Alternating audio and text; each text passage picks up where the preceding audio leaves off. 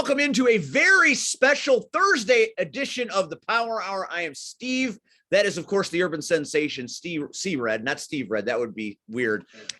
This is the Power Hour, and our guest today is a man that is a regular on this show, even though he's making his debut. I have heard more trauma stories than guests that I have had. So we welcome finally actor, comedian, former wrestler, maybe current wrestler, because you just never know.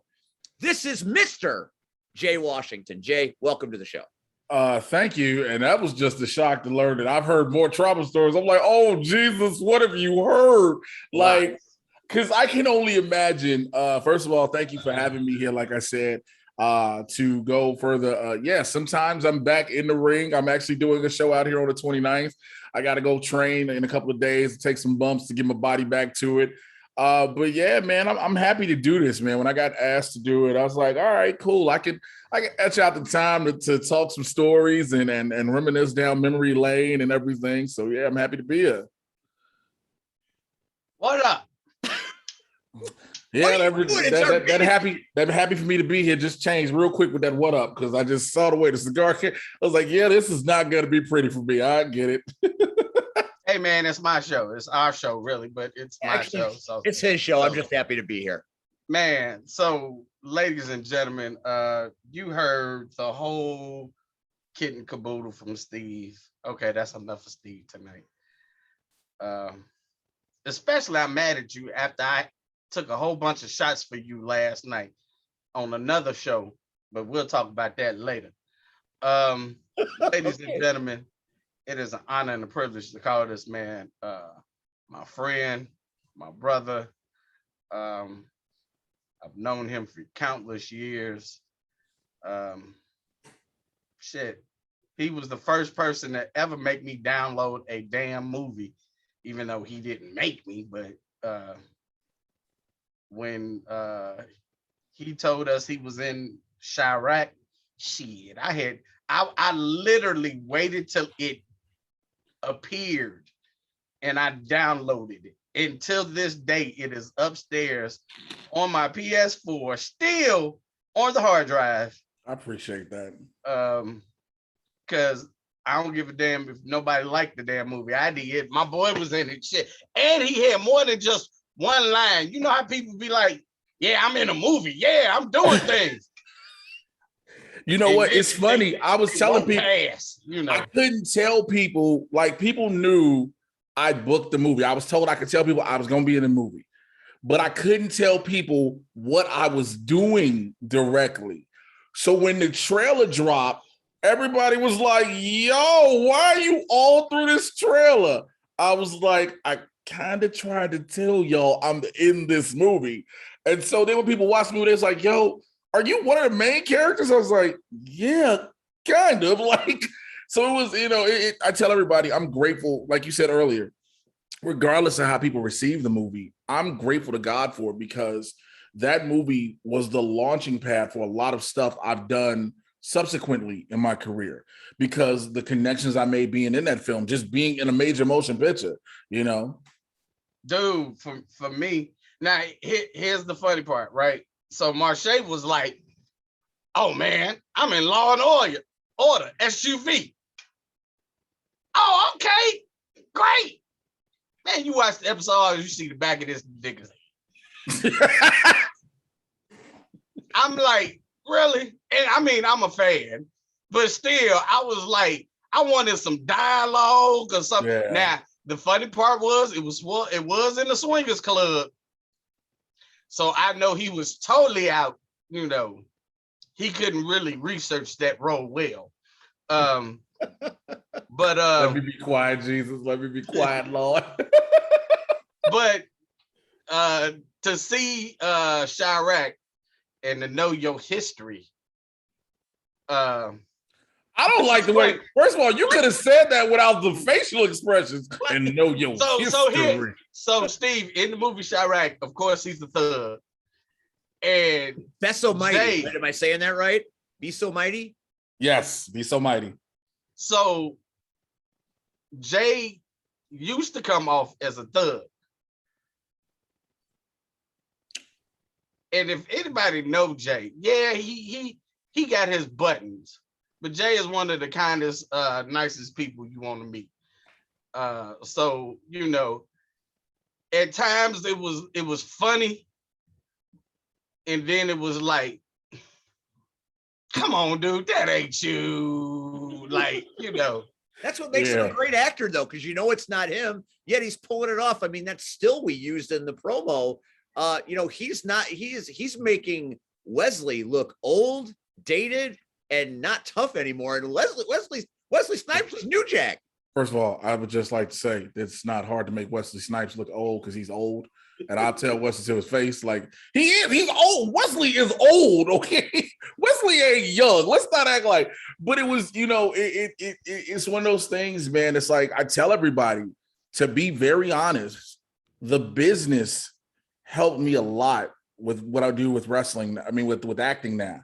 The wrestling business has helped me so much because learning how to be a heel, how to be a face. And we all are in the business to an extent, and I say myself to an extent, but you understand that people always think it's easy to be a heel. And there are people who don't even care to boo you at times.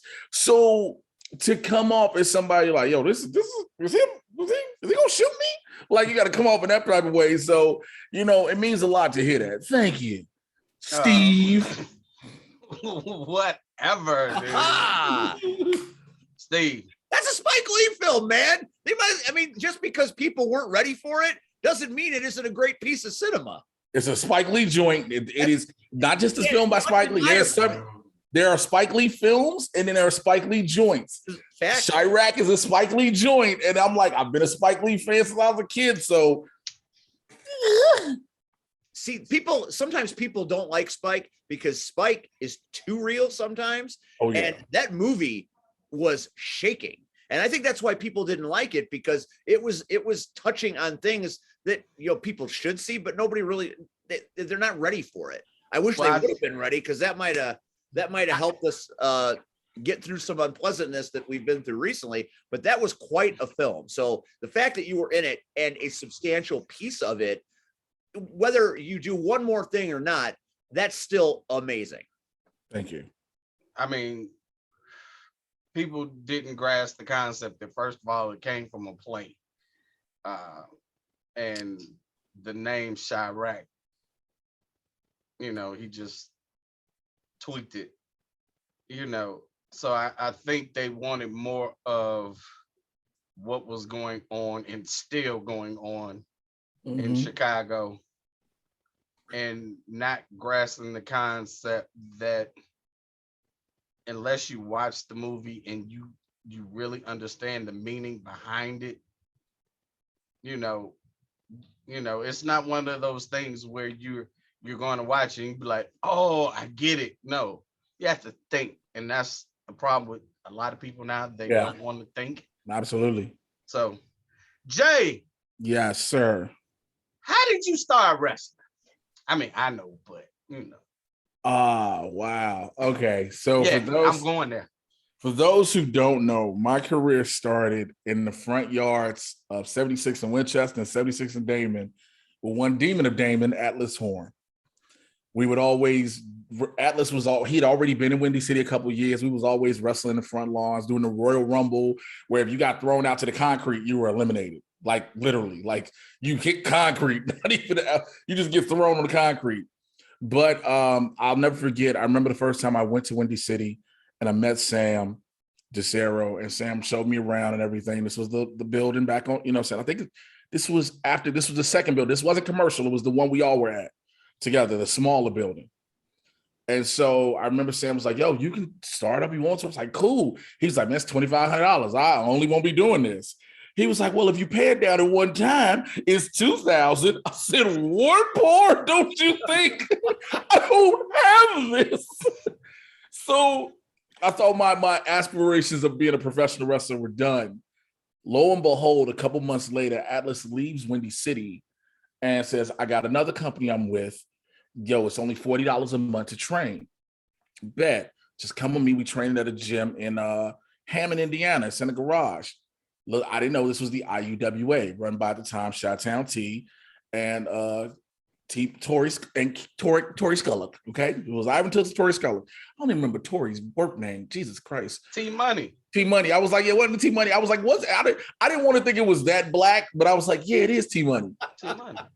So Ivan and Tori were running the school, and so I remember the first day, learning to run the ropes, learning to take a bump. Here was the problem, though.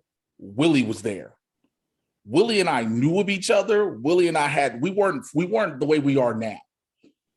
But Willie is of that group that came with him, Tori, Ivan, Los Mexicanos, Sam, all these dudes, GQ, all these cats that were told by Baltazar Bad, all these cats that were told by Sam Becerro, yo, you got to be tough. We want to make sure you want to be here. They brought that mentality. I say that to say, plus Machine, I was my first day in training. I had just learned how to bump 10 minutes prior. So now you're going to go through a fire drill. Excuse me? What's a fire drill? Well, you're going to take a bump from every single person. And then you're going to take another thing from every single person.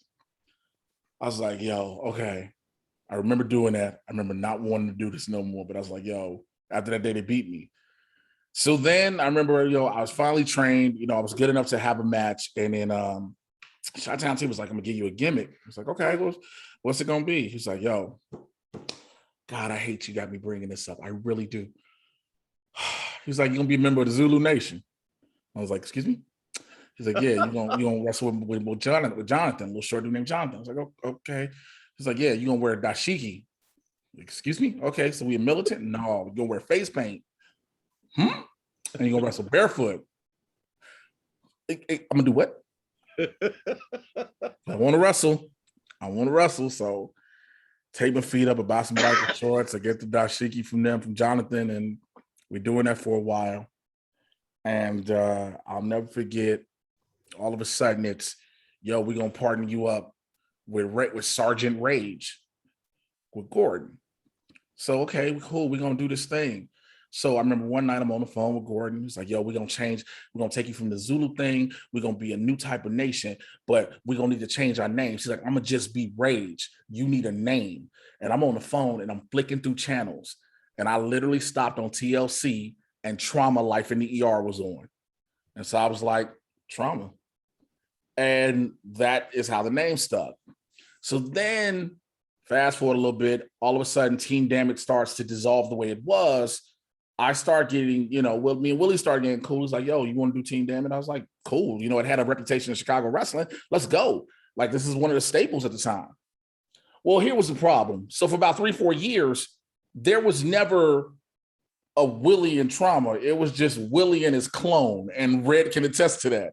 It was always people saying he doesn't have his own. And so, eventually I had to do that. We had other people in the group. And, it was... a lot of things happened, from there, the transition to The Cure. When we did that, when we all were back in Windy City together at that one time, and then we all were back in Windy City, and then we all made a grand exodus to VWAA. It was so terrible because everybody was like, what is, because everybody, it was at that moment, people thought Windy City Pro Wrestling was going to do what the WWE possibly is going to do now. Somebody was like, oh yeah, Sam's going to shut all this down. Everybody was thinking Sam because everybody migrated. And so again, VWAA, all these different things, but the best thing I think happened out of all the career was Elite Pro Wrestling, because Elite allowed me to become myself. I was always attacked. We were doing IWA Mid-South. We were doing all these things together, but I didn't really have my own identity. Jazz was Jazz. Because at this time, Jazz comes in the fold. Marche is Marche. He's tiny as shit, Marche. Remember, Marche was so tiny. I remember that. He was like this. Red is there. Diamond's there. Willie's there. All in our staff, but it's still just me being like Willie's side. Willie's just partner. It wasn't until Elite Pro, Ben Jordan, Vito Tomaselli allowed me to have the JD Hughes gimmick when I did that with Kimberly Cash. And that allowed me to develop the personality. And I went through hell in a handbag as JD Hughes. Shouts out to Corporal Robinson. I found some of the clips a couple months ago. I was like, oh, I took a beating. I took a beating. Oh, dude. So for a while, they were doing a show every Sunday, reviewing old shows, and they were going in order. And I even appeared on one episode, and I, dude, I've said it publicly. If there was no elite, there would have been no soul touches, and everything that happened after would not have existed if it wasn't for those guys. And the crazy part is, remember, you weren't even booked. I remember. And you kept coming with me. Mm-hmm. And you were like, man, I ain't coming to, dude. I'm like, hold your horses.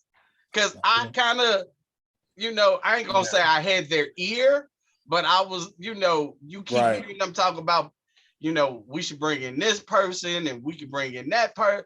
I'm like, our boy is right here. He always here, and then when they came up, it was never that. If they would have said, put you in the soul touches, I'd have been fine with it. But it was like, when they were like, oh, we're going to give him with Kimberly Cash. And it was like, it was the ultimate break of kayfabe for me.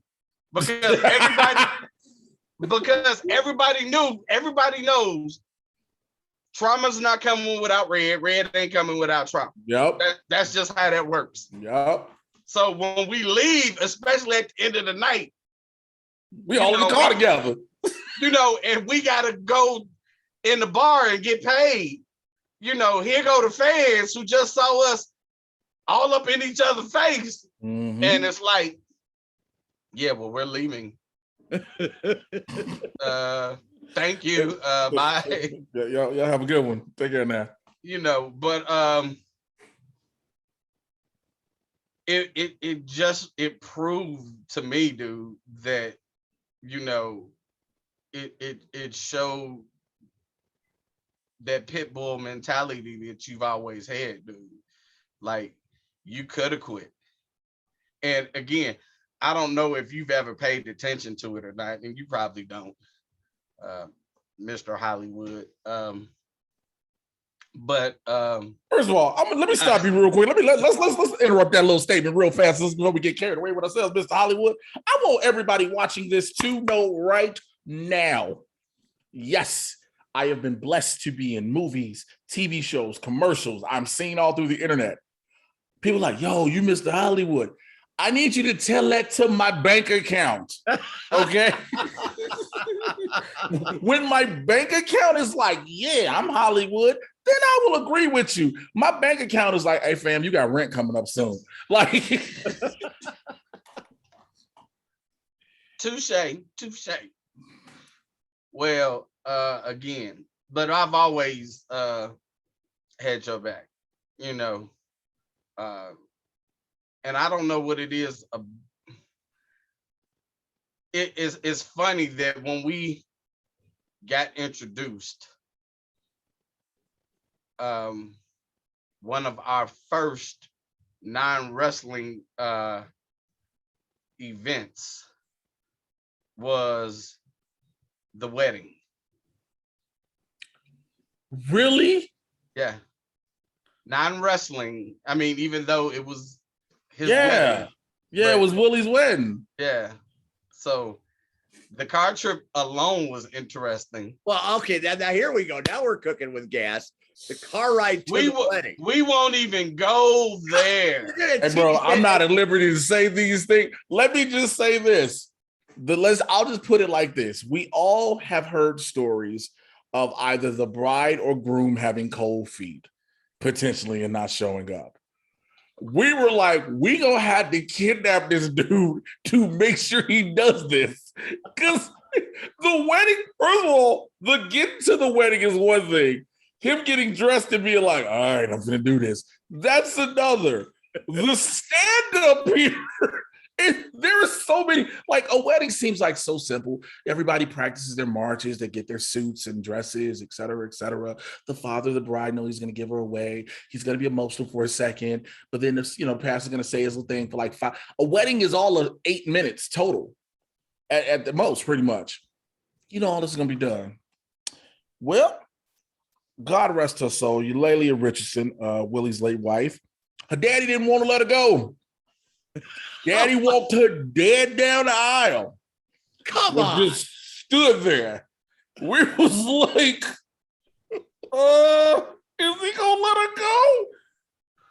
Finally does. The best part, and Mr. Sean Young, aka C-Red, can attest to this, is when the vows get asked. Eulalia, do you take Willie to blah, blah, blah, blah, blah, blah, blah, blah? I do. Willie, do you take Eulalia to blah, blah, blah, blah, blah, blah, blah, blah?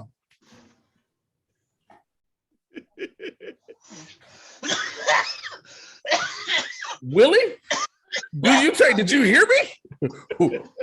Willie, I'm the best man. You're going to say something because he didn't want to say it. I had to shrug with, say something. Oh, yeah, man. Willie to this day has not said I do. Willie said, yeah, man. Willie didn't say I do. He just said, yeah. But the priest was like, guess it's good enough. My God, that's so Willie. And you've got to understand, Jay is in the wedding. I and my former missus was at the table with another former missus, and all of us are sitting there and we're watching, and we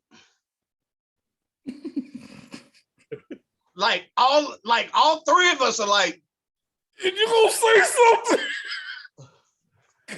And it is literally a pause. When I say there's not a small pause. No, it was at least a minute and a half. Like, wow, that must have felt like absolutely forever. It did. The only better payoff to that story was if you're nudging him, trying to get him to say I do, and he went, ugh, like Willie does sometimes. I was afraid he was going to. How many times all day did he do that, though? You had to stop Willie from drinking. Willie, you got to be sober to say these vows, bro. Be the That might be the best Willie impression I've ever heard in my life. Hey man, listen, man. Hey man, listen. I'm gonna do this, man. I paid for this, and you know what I'm saying. We're gonna do this. Willie, you are here at your wedding day, sir. yeah, man. I get that, man. But still, listen, ain't no but still. Dude, so I mean, wow, that in itself. Lord have mercy, you did go. Well, we both went there, but again, so me and Jay grew this bond, and I think one because we live so close to each other. Yeah. So if he needed me, I was there. If I needed him, I've told the story. I don't know if I've ever told the story on this show. Of we had a booking in Wisconsin, SSW, and this is a snowstorm one. No, yeah, he knows about the snowstorm. I really enjoyed the snowstorm story. It's one of my favorites here on the Power Hour. Yeah, he Willie told that story. Of course, Willie did. Willie did. And so me and Diamond go to church. Well, we didn't go to church. We went to Sunday school, and we took 2 cars because I told her after Sunday school, you go back to the house, make sure you got all your stuff. I'm gonna go get Jay, and we'll be back to pick you up. So I pull up in front of Jay's house. Jay's on his way down. I get a phone call talking about he dead.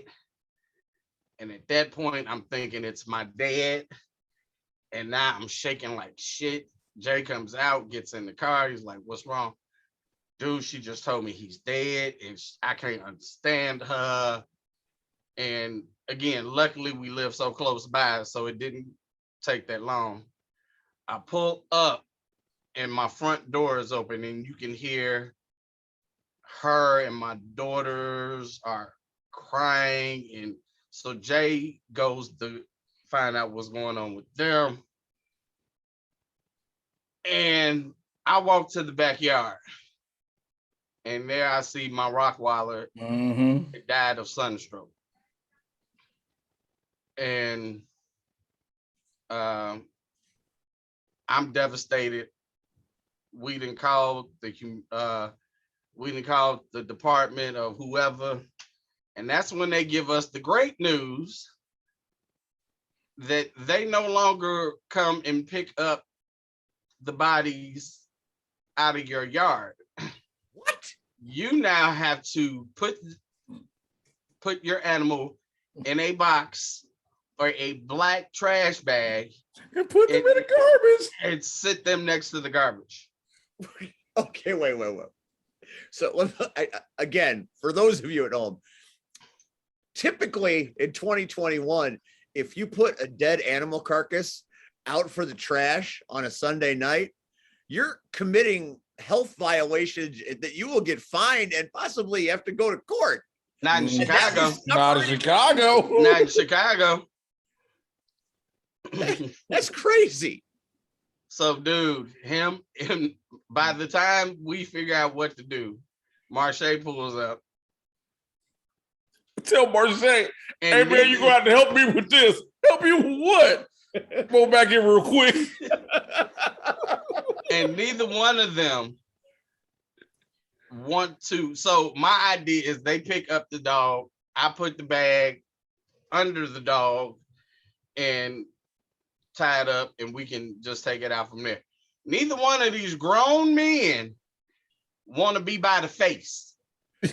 Because when the dog was dead, because when he died, his mouth is still open and rigor has set in.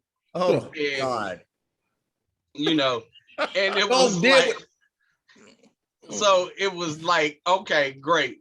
So now they both take a leg. I've got to take 2 legs and then hold and try to, it was bananas. Wait, because it got so bad. Here's the bad part. There's a worse part. This whole thing's about here's the bad part. Because me and Marche are laughing, and Red is like, this shit ain't funny. Because me and Marche are like, come on, we can't hold it. Oh my God. And again, it's not because it was just the fact me and Marche, neither one of us wanted, like the dog had been out there clearly like at least for an hour or two. So because the flies had already started coming. Oh my God. Man. Well, so I mean, that is a special story. It will be hard in the future to top the dead dog story. The one about us almost getting arrested in LaSalle is probably a good one. You can thank Tristan Hayes for this. So in LaSalle at Wicked Wrestling Alliance, Willie, myself, Tristan Hayes, and Sean are the Urban Freebirds, right? They don't know Sean, man. C-Red are the Urban Freebirds. Excuse me. Sorry, sir.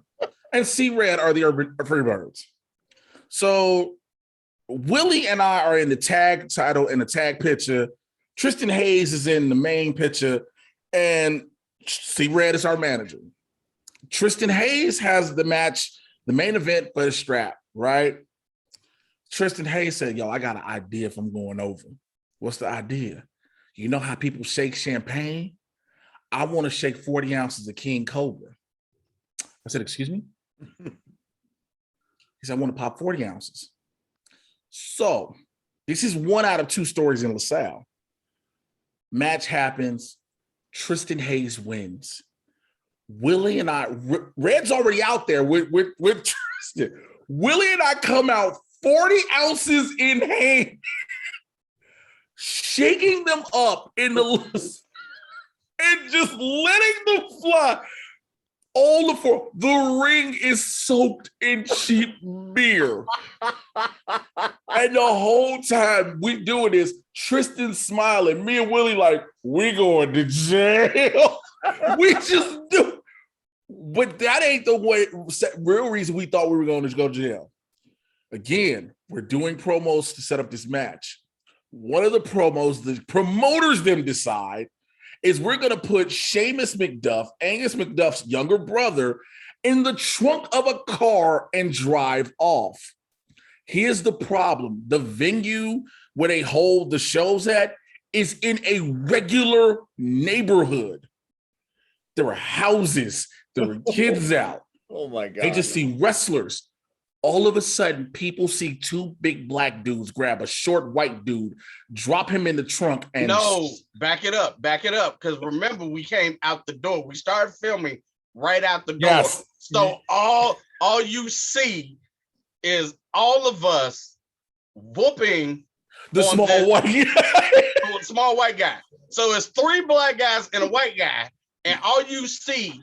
So if, like, there's old ladies sitting on the porch like, yes, baby, yes.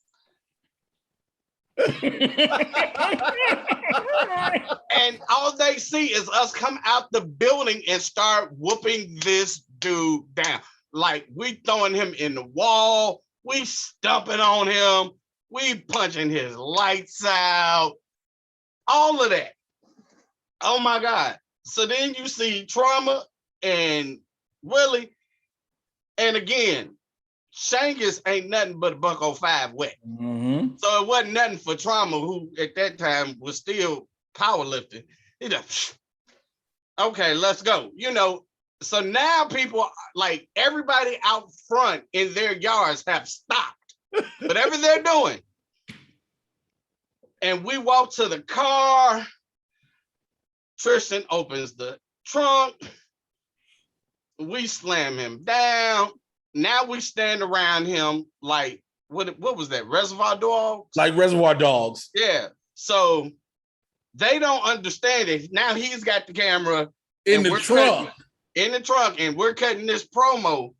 And, you know, and we talking about going to Sizzler and Ponderosa, and we slam the trunk. Now, as we slam the trunk and we're like, oh, that was good. We don't need to shoot it again. Woo, woo, woo, woo, woo, woo. No. Oh, no. Come to LaSalle Police Department. Oh, my God. We don't know what to do because we're like, how do you explain this with them believing it? Luckily, Sin and Melissa, the promoter, the owners, came out. Somebody ran and got them, was like, yo, you need to come out here. They are about to get locked up for real. That was like, anybody got bail money?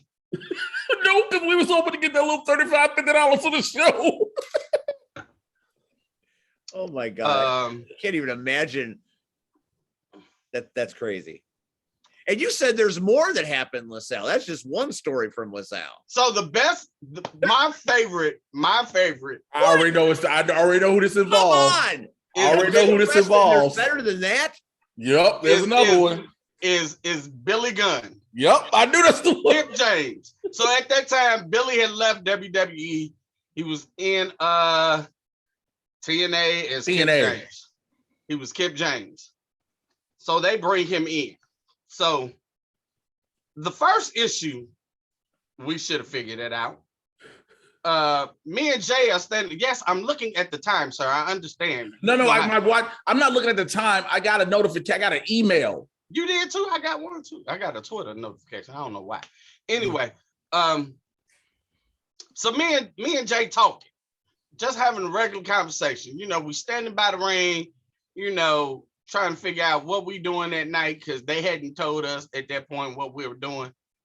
And then we see this horse. But behind us, we can hear the owner come in, and they had told us that the owner went to the airport to go pick up Kip.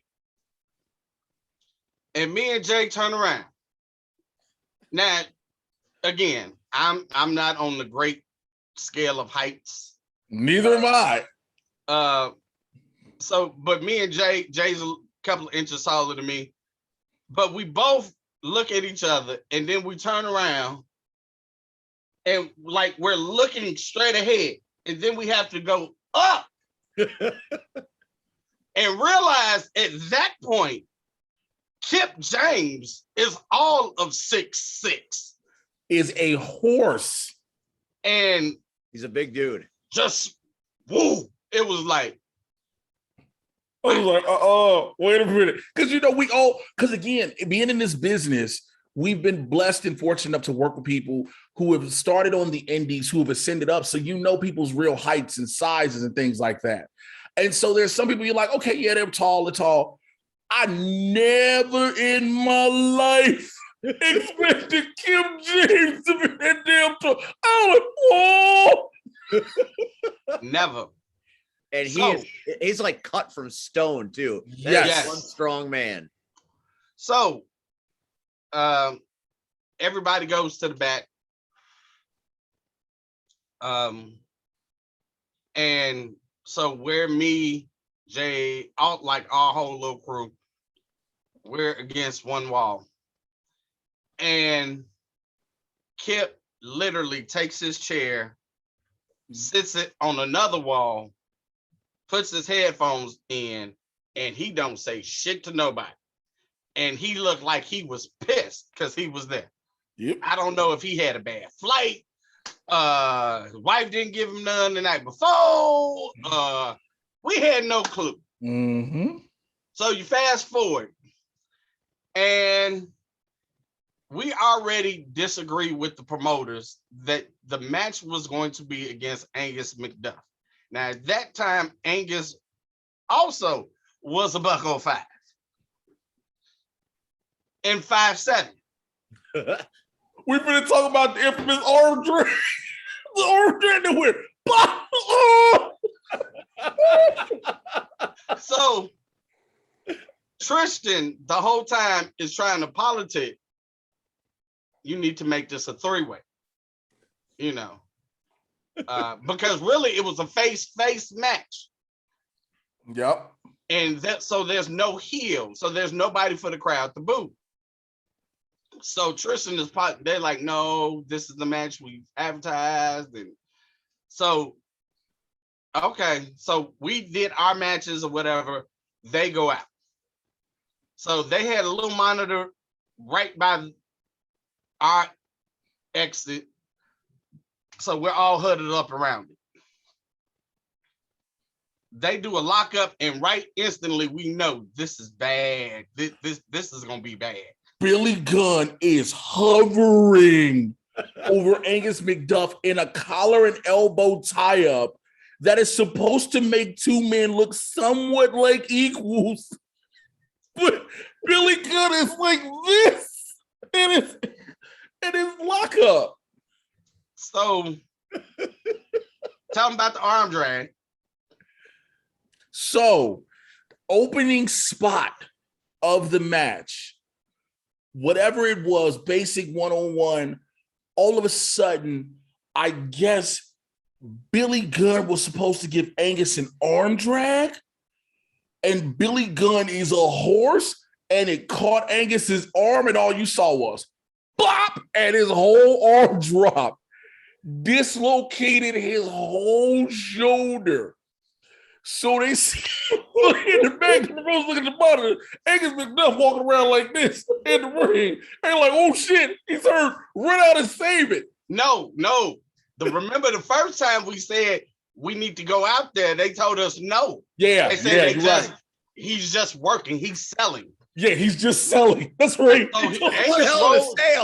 So Angus rolls out the ring. He has no control over his arm. And that's none. Like his arm is shot. His arm is shot. And we're like, we need to go out here and save this. We need to go save this. And they're like, no. So it's not until Angus has communicated with Billy that his arm is done. And some kind of way they get it to Melissa. Now, again, the whole time we were there, we politic. We're the biggest heels in the company. Let us do our thing. She comes running back. Go, just go, just go, just go, just go. So before we run out, Tristan says, hey, I'm going to grab Angus and get him to the back so we can get him to the hospital. I'm going to let you and Willie, being Trauma and Willie, deal with Billy Gunn. So, okay, no big deal. So we hit the ring. So Billy Gunn's standing in the ring and he's looking over the ropes at Angus. And then Tristan comes in and Tristan's pounding him and pounds him all the way to the back. We get in the ring and I sit my stupid self on the top rope. So what we did before you go, so him to know, so a little behind the curtain, we had to say, yo, we here. He was like, we got him in the corner working him over. He's like, the kid's fucked up. The kid's fucked up. We was like, we know, we good. So we, Red sits on the top rope. First, let me tell you what happens. I get a boot in the gut. I'm bent down. I see something go up. My whole life flashes before my eyes. I was like, this dude is up here. Famouser, I'm down. Willie is standing here. It was like, damn, Bop, Willie is down. And now this dude is sitting on the roof like, why am I here? What? You know, that's one of them times where you reevaluate your life choices. You know, Billy Gunn grabs me. Ah, oh, and there's a difference between a work and a shoot. I couldn't tell which was which. I couldn't. Again, you didn't have to watch this 6'6", 260-pound horse jump straight up and take a leg out and drop it on the back of you. You didn't have to deal with that. I don't even care that you were sitting on the rope. It's the fact Willie just stood there. Yeah, see, he stood there. At least I was sitting in the corner. So Willie just stood there. It was like, damn. Like, you just let this happen. Like, again, it's things in life you want to say for your career. Yo, I had this happen, that happened. Okay, I took the Famouser from Billy Gunn, but I didn't think my life was going to. The best part to me, though, so after that, show's over with, and I get the bright idea, let's shoot a promo. So we're shooting a promo. Or I should say I'm shooting the promo. Yeah, because we both, I'm injured at the I'm not saying nothing. I'm just here in the back. Oh. So I'm cutting the promo and I'm telling the company and LaSalle how we did what we said we was coming to do. And we came in and we whooped Angus and we whooped Kip James's. And at this point, that's when Jay stops me. And mind you, Kip had no idea we were shooting this. Well, he knew we were, but he just went along with it. And he was like, but he's right there. So the cameraman, I forget. Oh, Damian Dunn was the one filming. It was there. Yeah, it was Tony. So he turns the camera directed at Billy Gunn or Kip James, and he goes, and it was so natural that I had to respond. So now I want to fight Billy Gunn again. So now I jump, but I make sure when I jump, Jay catches me, and he just carries me out of the shot. Everybody else leaves out the shot. Willie, I ain't gonna do that again. Now, the best part of the whole promo is he cuts back to Billy Gunn. And Billy is just dying laughing. He's just dying laughing. And it was like, after that, like us talking to him that night, like he was more relaxed. He chopped it up with everybody. Well, I can't say everybody. He chopped it up with us. And it was just fun, you know, and those were good times in LaSalle. Dude, we only got a short time left, dude. Let's talk about well, what prompted you to cash it all in, bro, per se, you know, I mean, I'm gonna be honest, dude, you leaving was not easy for me, and I know that's selfish. We had been thick as thieves for years, you know, and I mean, you were doing your comedy thing here, you know, but you wanted, you know, to, you know, go all in per se, people. Well, so he did. So allow me to just answer it. So, you know, what very few people didn't know for a while, and when I told Willie, because before I told Willie was pissed at me. So my elite run allowed me to do gave me a lot more freedom. But in the freedom, it took a toll on me by a toll of my neck. So your neck is supposed to bend like a backwards C. I used to work at a chiropractic company, and I got free chiro, and they X-rated. My neck was starting to go straight up and down. And so the doctor was like, I don't know what it is you're doing, but you're going to have to stop or your vertebrae fuse. I've heard this story in this business. Yeah. But she was like, luckily it can be reversed. You can still get the curve back, which I have now. So at that time, stand-up starts to happen, and I get more stand-up gigs, and I'm slowly pulling out of wrestling gigs. Willie's pissed at me. Hey, man, what man? Supposed to be us, man. Hey, bro, I got this stand-up thing. I'm not telling nobody. So eventually my neck heals. But the thing that made me leave was getting Chi-raqu. And the reason being, I saw so many people I knew through stand-up who were actors in Chicago who would get different roles on the different Chicago shows and everything, get little day player roles. But I didn't want that. I wanted something more. I knew I wanted a main role on a TV show or movie. And I knew in order to get that, I had to be in either New York or Los Angeles. I chose LA because New York is just like Chicago, except everybody lives on top of each other. LA was that, let me see what one winter is like without cold weather. Legit. That was 5 years ago. So the move wasn't even the easiest part. It wasn't even the most difficult part. It wasn't even the leaving y'all. My relationship had dissolved with my daughter's mom and I. And we'd gone through some stress. And, you know, I was like, I want to do this for my career. I asked her, I was like, I kind of made the decision, but I asked her, what does she think? She's like, if you do it, I'm just going to go back to my home state, Tacoma. I can get myself together.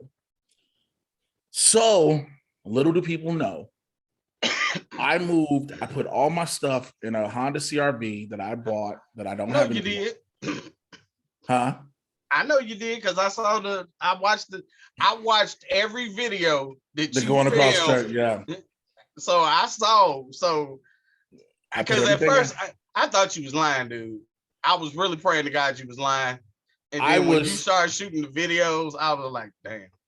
I was this close to not doing it, to be honest. I got scared because I'm born and raised in Chicago. I've never lived anywhere else.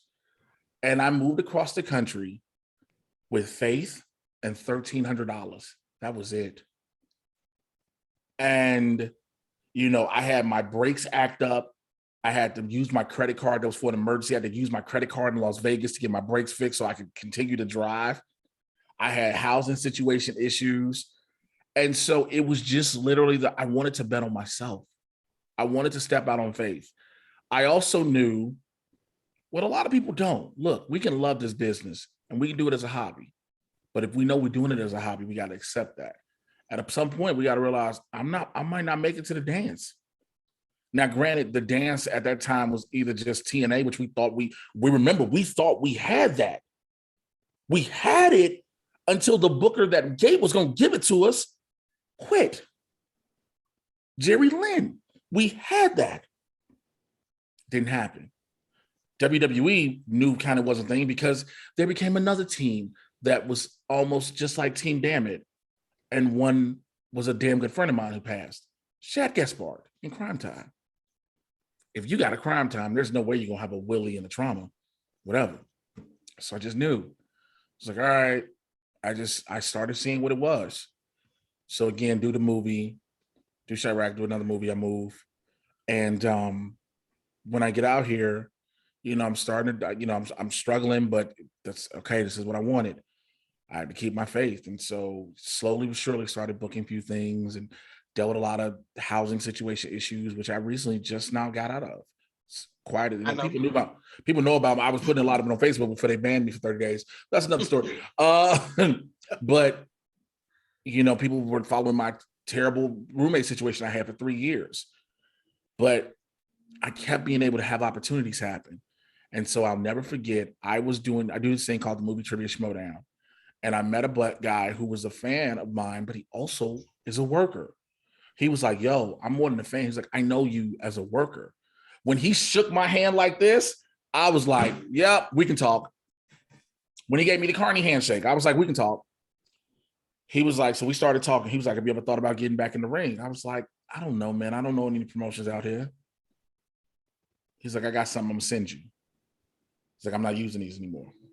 It's an old pair of his wrestling boots. I was like, because I had to look at them. Just kept looking. And then one day I got asked, yo, you want to do this? And I was like, all right, let's see what happens. So I found a place to train. I started taking bumps, trying to remember my motor skills and, everything in the ring. And I will never forget, I actually put a picture of my boots up on Instagram. What Red doesn't know is a lot of people we know that are now in the WWE Impact and everything else started calling and texting me, talking about something, what is wrong with you? They were like, you are out. Stay out. They were like, you got out. And I was like, yo, they was like, yo, you got this good thing going. Some of us, this is all we have.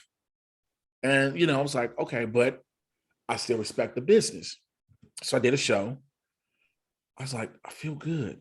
I think I can do another one. Then all of a sudden, that rhythm and that movement started coming back. But everybody started, one of the biggest things before I got back in the ring was everybody's like, yo, are you still going to be the Urban Gladiator Trauma? I was like, nah, I can't be Trauma because I'm not him. I can just be me. I can be the Urban Gladiator, Jay Washington, because I've developed a fan base now who knows me from stand-up, the nerd world, and everything is Jay Washington. And when they found out I was a wrestler and they didn't believe it, they wanted to see it. And when they saw it, they were like, yo! Everybody's been seeing, they were like, yo, I did a show a couple of weeks ago out here, and I know we got to get ready to get out of here. And the guys are like, yo, you do something that I don't see done most. I was like, what's that? It's like, you have ring psychology. You know how to tell the story. Like, you don't just worry about all the moves, you tell the story. I was like, yeah, I was trained that way. Because yes, having things that pop people is great, but if you're not telling the story, it don't matter. So somebody asked me, they was like, yo, would you try to go to NXT and anything else? I was like, let me be honest with y'all. If I got the call, I'd go. Because all it would do is boost up my stand-up in my acting career. Oh, yeah. They were like, would you go to AEW? I was like, if I got the call, I would go. But it's not something at this moment I'm like, that's my goal, because I know a lot of people who have that goal to go. Now, don't get me wrong. Again, if I got a call from, because Danny Books, yeah, AEW. Danny's the guy. I just saw Danny 2 months ago. Yeah, Danny's the guy. So if I got that call somehow, somewhere, and they'd be like, yo, can you want to come do a dark match? Or even if it wasn't just to be in the ring, if somebody said, yo, we know how you talk on the mic, would you want to talk? Yes. But it's also this, it's part of my life for 20 years. So when I stepped aside, it was a part of me I had to let go. When I moved, the hardest thing was leaving, not only just being away from my babies, my two kids, one being in Tacoma, Washington, one being in Indianapolis, was being away from my brothers. Because for the majority of my life, I've spent my days and weekends, if I wasn't on stage, I spent it with C-Red, Marche Rocket, Acid Jazz, Willie DeBon Richardson.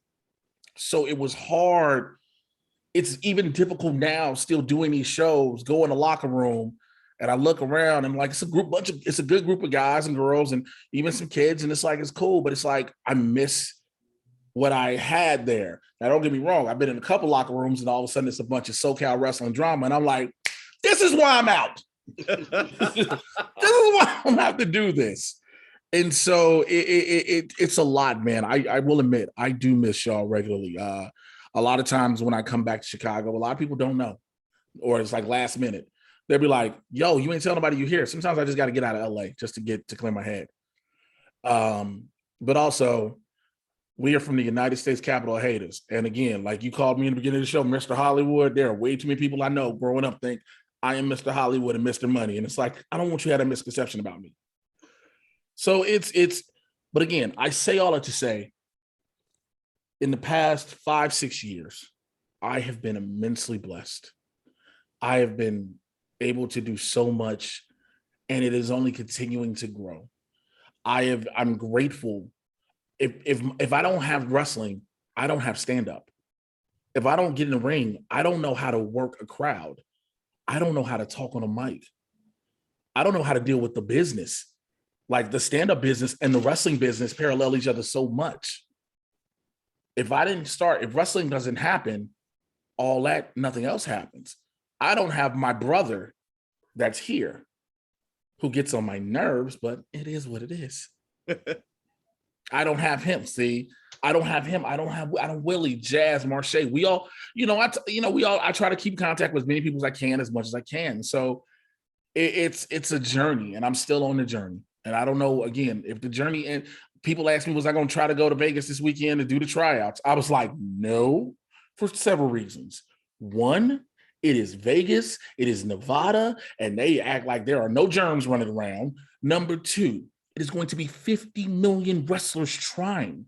Number three, the WWE just released older wrestlers from NXT because they said they wanted to go younger. Why would I try? Bobby Fish is 45, full of injuries. I get that. Mercedes Martinez is 40 and can go. And they just released her. So why waste that time? People are like, well, you don't know. I mean, I kind of have an idea. Dude, but I mean, that's always been my philosophy we love what we do, Mm-hmm. And that's part of the problem with these young guys, because they all see the TV. Yep. And I get it, and I never knock anybody for wanting to achieve that, but at the same time, it's just like any other pro sport. There's mm-hmm. only a small few that actually make it. So what are you gonna do when your dream crashes and burns? And that's the thing. How many people do we know that have been signed, that have been released, that seem like they were going to be stars, and it doesn't happen? We see so many of them. And I got a buddy, he was an announcer, and he was like, yo, it's a lot behind the scenes that people look. We talk about regular low-key indie wrestling drama. It is what it is. The three of us know about it. But that's nothing when you're talking about the politics of being on television, dealing with a corporate staff, no matter which one of the big companies it is. There's a lot more than just going out there performing when it's TV involved, when it's a television show. People don't get that. Dude, I want to end this real quick. So we already know the story of the snowstorm. Thanks to Willie. Love that story. If you've got one favorite memory of our time or any time, what was it? King of Trios 2009, night 2. We got eliminated by fist. And it was the first time standing in the middle of that legendary arena, I heard the words, "Please come back." And to this day, it still resonates with me. I know circumstances were wild that got me there. Jazz breaks his ankle in IWA Mid-South. Yeah, because you're the bodyguard. I'm the bodyguard. You're the bodyguard. I'm the pimp. And so, you know, things change. Like, yo, Quack, like, yo, if he wants to do it, let him do it, and they can come in. And to advance after round one against CZW, but then to get eliminated by Fist, but to have a "please come back" chant, that was something for me that only those of us who have performed in that arena during that time, right after ECW, right during the heydays of Chikara, when you were there, you were on something, know about that. And I got to share it with people I spent the majority of my life in this business with, you know, and that to me means the world. Those 2 nights, like I said, I can still meet, you know, I can every now and then, if I'll talk, you know, I can talk about the fun time we had with Brian Danielson while we eating Chinese food, you know what I'm saying, in the back, talking to Claudio, talking to Hero. We're sitting there and like, you want something? He was like, no. He him and Claudio break out. Him and Claudio break out their own meal prep things, and we're like, made us feel so bad because we're eating Chinese food. Like, we done went and bought Chinese food in Philly. And so, you know, that for me is one of the biggest ones more than anything. I mean, I can tell you the story. I can tell a story of being in Danville and Willie, I know my car. And the car run out of gas on 57. And we praying to God to see a gas station. I know my car. They're all 3 of us in the car quiet as the car just coast. So the car coast all the way down to the gas station and go at the pump. Then he jump out the car. I told y'all I knew my car. If you don't shut the But it's, you know, that's honestly one of the biggest ones. Again, King of Trios night 2. Nothing, you know, I've done so much and we've done so much. It's just that is something, because again, to hear that chant from that crowd, "Please come back. Please come back. Please come back." And they never had me back. Ladies and gentlemen, if you really want to see Jay Washington in Chikara when he was known as Trauma, and he pulled some shit that none of us knew he was going to do, night 1 against Team CZW, YouTube it, Soul Touchers, King of Trios, and they decide, him and Greg Excellent decide to do an impromptu dance battle to jump on it. And shouts out to AEW senior rep Bryce Remsburg, who decides to be a good sport and get involved with it.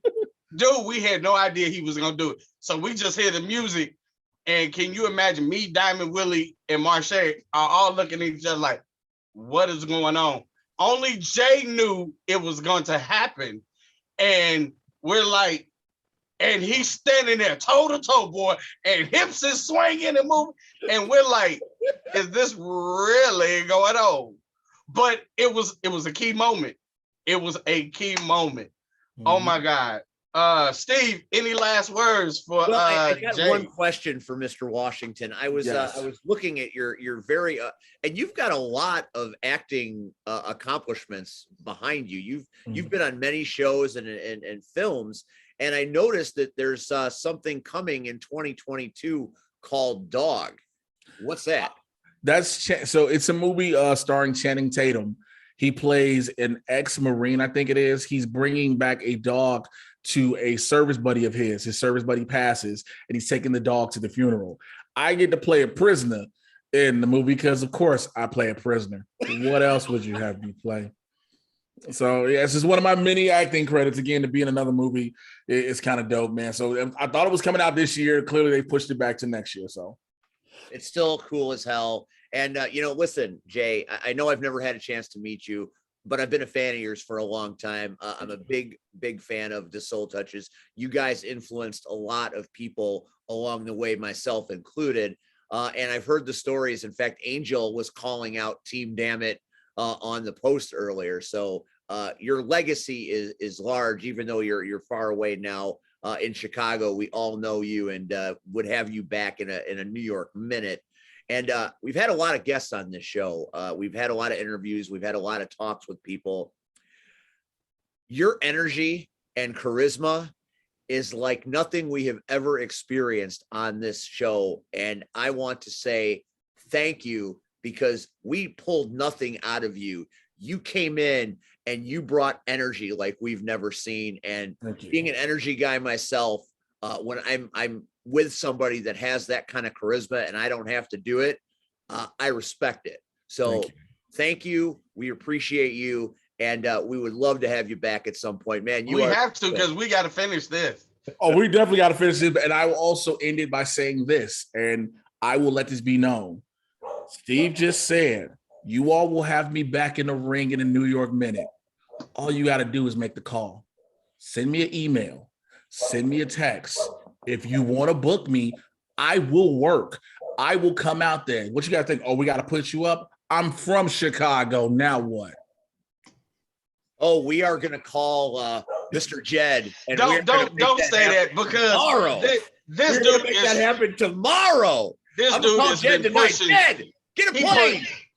He been pushing the Soul Touchers reunion for the longest. As long as you push, that's fine. Just don't push a me versus Willie, because I don't care how whatever he gets, because Willie likes to hit people in the mouth, and and I'm one of them. Well, I had the potato treatment myself. Again, I think Willie is done. I hate to say it, but I still think, you know, the band can be back together.